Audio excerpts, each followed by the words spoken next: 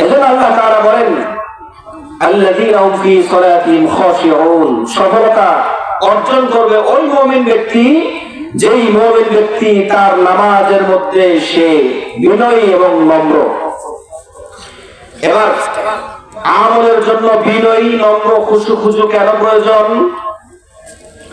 দুনিয়ার উদাহরণ দিয়ে তো বুঝাইলাম। দেখেন আল্লাহ তাআলা দুনিয়াতে হাজারো মাখলুকাত সৃষ্টি করেছেন। আমরা মানুষ হাজারো মাখলুকাতের মধ্যে থেকে এক প্রকার জীব, আশরাফুল মাখলুকাত।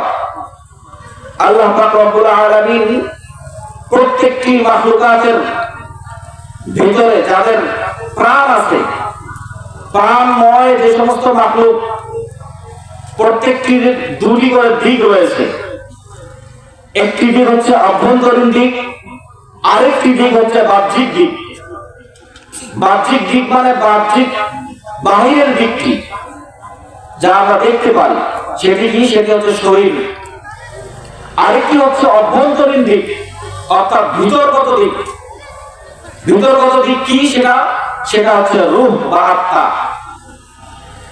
আপনার এবং আমারও দুটি দিক রয়েছে, একটি হচ্ছে বাহিরের দিক, আরেকটি হচ্ছে ভিতরের দিক। বাহিরের দিক এটি আপনার এবং আমার শরীর, যে শরীরটাকে দেখা যায়। আর ভিতরের দিক সেটা হচ্ছে আপনার এবং আমার আত্মা, যা আপনার এবং আমার ভিতরে থাকে। এবার বলুন, শরীরের দাম বেশি না আত্মার দাম বেশি? কিসের দাম বেশি? কথা বলতেছে না। অনেকেই না জবাব হয়ে গেছে যে কি বলবো, শরীরের কথা বলবো না আত্মার কথা বলবো। এখন যদি শরীর বলি, যদি না হয় যে কেমন হয়ে যায়, সরম পাই দিয়ে। আবার যদি আত্মাও বলি যে তাও যদি না হয়, তখন তো আর জ্বালা। ওই জন্য অনেকে বলতেছে আমি কিছুই কমু না, আমি কিছুই কমু না। হুজুর কি ভাই কম?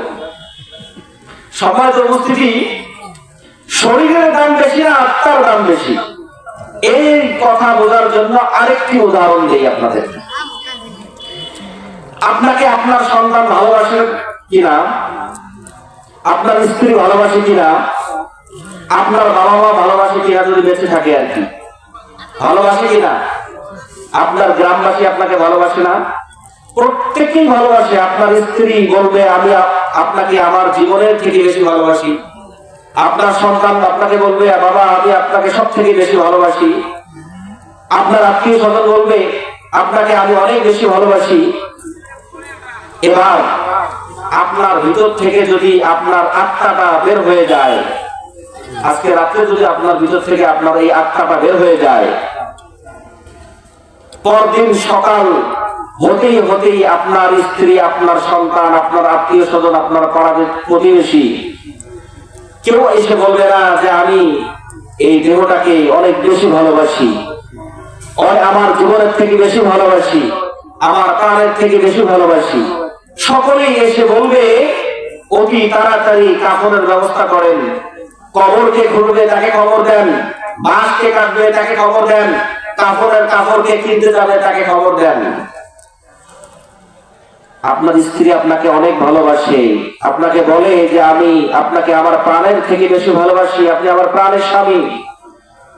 আপনার সন্তান আপনাকে বলে আপনি আমার সবচেয়ে বেশি ভালোবাসার উপযুক্ত পিতা। আপনার মেয়ে বলে, আপনার আত্মীয় স্বজন বলে।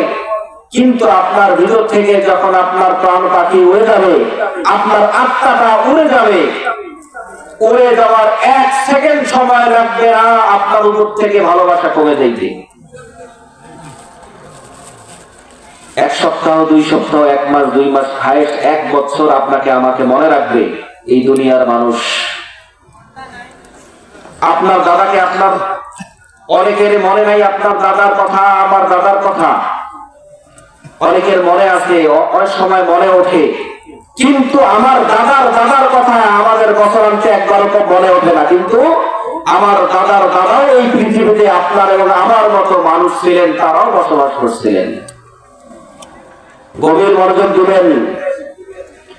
তাহলে বলেন, ভিতর থেকে আত্মা বের হয়ে যাওয়ার সঙ্গে সঙ্গে আপনার আর আমার কোনো মূল্য দুনিয়াতে থাকবে না। আরো সহজ করে দেই, বাজার থেকে কোরবানির সময় আমরা 5 লক্ষ টাকা দিয়ে গরু ক্রয় করেছি। কোরবানির আগের দিন রজনীতে গরু মরে গিয়েছে, অর্থাৎ গরুর ভিতর থেকে গরুর আত্মা বের হয়ে গিয়েছে। এবার পরদিন সকালে ওই মরা গরুটাকে কি আপনি 5 টাকা বিক্রি করতে পারবেন? কোন মুসলমান কিনবে 5 টাকা দিয়েও? তাহলে বলেন দাম শরীরের হলো না আত্মার হলো?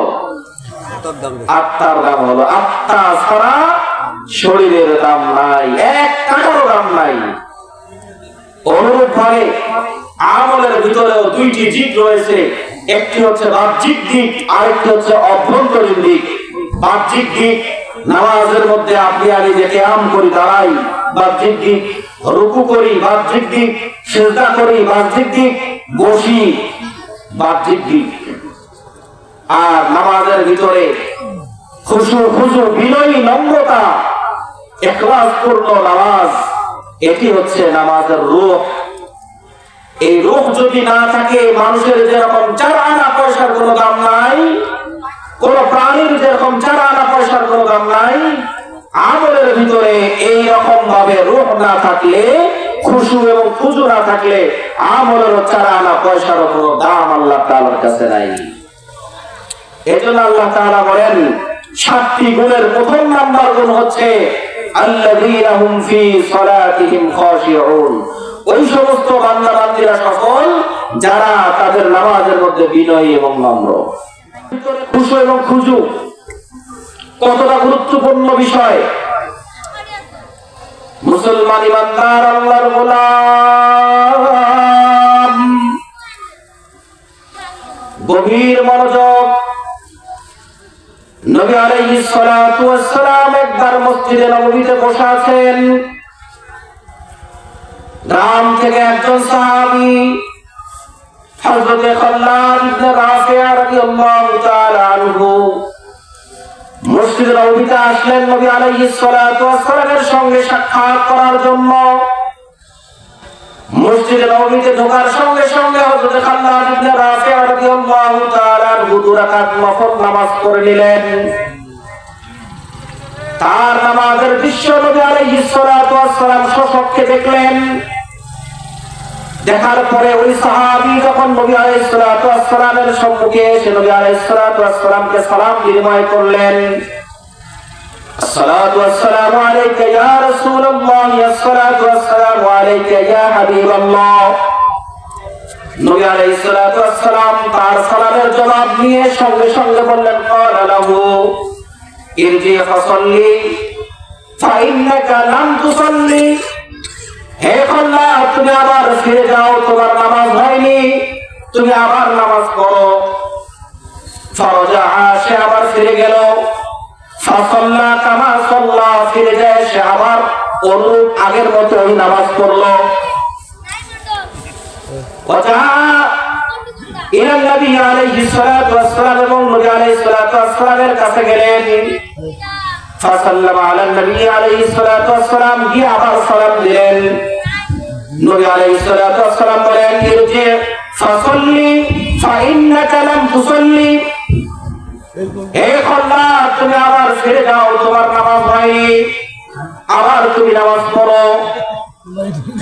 ফাকালা লাহু ফি সালাত, আলাইহিস সালাতু ওয়াস সালাম 3 বার সেই সাহাবীকে নামাজের পড়ার জন্য আবার পাঠিয়ে দিলেন। সাহাবী নামাজ পড়ে এসে নবীকে সালাম দেয়। নবী বলে, তুমি যাও, তোমার নামাজ হয়নি। সাহাবী আবার নামাজ পড়তে যায়, আবার এসে নবীকে সালাম দেয়। নবী বলে, আবার চলে যাও, তোমার নামাজ হয়নি, আবার নামাজ পড়ো। অবশেষে ফাকালা, সেই সাহাবী বলেন, ওয়াল্লাযী বা'আসাকা বিল-হাক্কি, হে রাসূল, হে আল্লাহর নবী, যেই আল্লাহ আপনাকে সত্য দিয়ে পাঠিয়েছেন সে আল্লাহর কসম, এর থেকে মা আহসানা গায়রা হাযা, এর থেকে আর সুন্দর করে আমি খাল্লাদ নামাজ আদায় করতে পারি না। ফাআল্লিমনি, হে আল্লাহর রাসূল, আপনি আমাকে আমার শিক্ষা দান করুন। মুফাসসিরিন ইকরাম, মুহাদ্দিসিন ইকরাম এই হাদিসের ব্যাখ্যা এভাবে করেন যে হযরত খাল্লাদ ইবনে রাফিয়া রাদিয়াল্লাহু তাআলা আনহু সে সময় তার নতুন ঈমান ছিল। সে নতুন মুসলমান ছিলেন এবং সে রাসূলের সংস্পর্শ থেকে অনেক বাইরে ছিলেন, গ্রামে ছিলেন। এজন্য সে নামাজ আদায় নবী আলাইহিস সালামের কাছ থেকে সেভাবে শিখতে পারে নাই। বিদায় সে নামাজ পড়ছিল অনেক দ্রুততার সহিত, অনেক তাড়াতাড়ি। যেভাবে তাড়ানোর কথা ছিল, যেভাবে রাত করার কথা ছিল, সেভাবে সে রাত করে নাই। যেভাবে রুকু করার কথা ছিল, সেভাবে সে রুকু করে নাই। যেভাবে সে সিজদা করার কথা ছিল, সেভাবে সে সিজদা করে নাই। এজন্য নবী আলাইহিস সালাম বলেন, ইরজি ফাসাল্লি, তুমি আবার ফিরে যাও, কেননা তোমার নামাজ হয় নাই। ফাইন্নাকা লাম তুসাল্লি। মুসলমান উপস্থিতি, মুসলমান হাজিরিন, আপনার আমার নামাজের অবস্থা একটু গভীর মনোযোগ দিবেন। আপনি আমি নামাজ পড়ি কিভাবে? আপনার আমার নামাজের অবস্থা দেখলে মনে হয় না যে আপনি এবং আমি ওই মহান রবের দিকে দাঁড়িয়েছি, যে মহান রব আপনাকে আমাকে সৃষ্টি করেছেন, যেই মহান রব গোটা কুল কায়নাতের মালিক, যেই মহান রবকে যেমন ভয় করার প্রয়োজন আমরা সেরকম ভয় করতে পারছি।